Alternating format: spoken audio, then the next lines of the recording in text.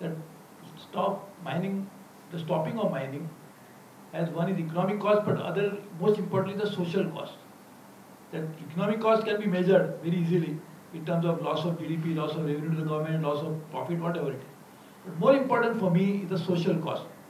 That people dependent on mining had to suffer innumerable miseries as a result of that. And therefore, we are fully committed to do that.